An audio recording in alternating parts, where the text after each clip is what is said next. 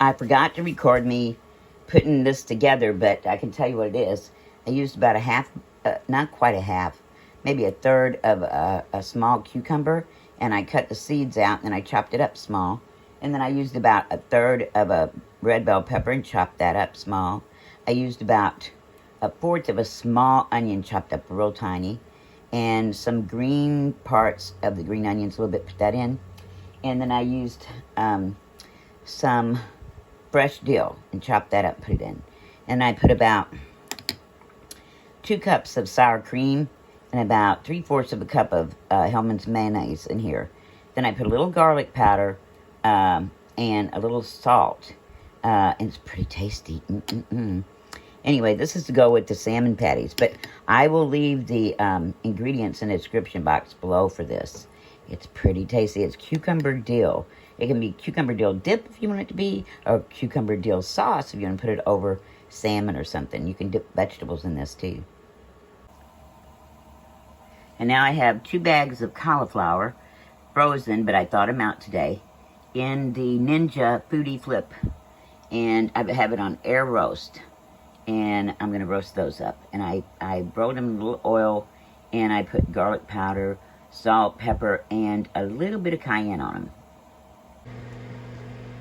I forgot I put just a tiny bit of lemon zest in there, because lemon zest has a lot of carbs, so I just put a tiny bit. So I used canned salmon that's skinless and boneless. Let me get a can here. It's called Blacktop Skinless Boneless Pink Salmon, 6-ounce cans. And I'm making salmon patties for 2 families, so I used 6 cans. And for every 2 cans, you need 1 egg. And I've got about 2 stalks of celery cut up small, and about a half of a small onion cut up small in here. A little garlic powder, a little onion powder, salt, pepper. And that's all. No binders like breadcrumbs, crackers, flour, potatoes, or anything like that. And they hold together good, and they turn out pretty good. So I have a little bit of oil in the pan, and I've got it on medium-high heat. I'll probably have to turn it down to medium after a while. I'll cook it about 6 to 7 minutes on one side, flip it over about 4 or 5 on the other.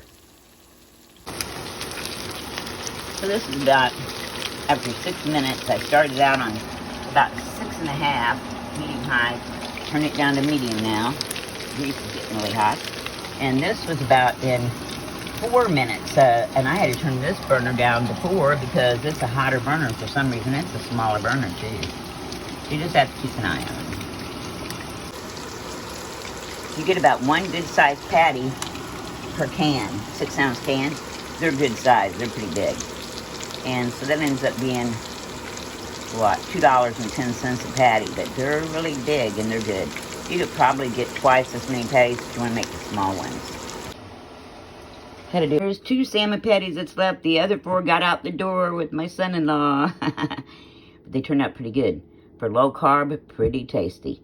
And this is about less than 2 carbs per patty because I didn't use any binders. I have a little bit of celery and onion, which is the only carbs in it.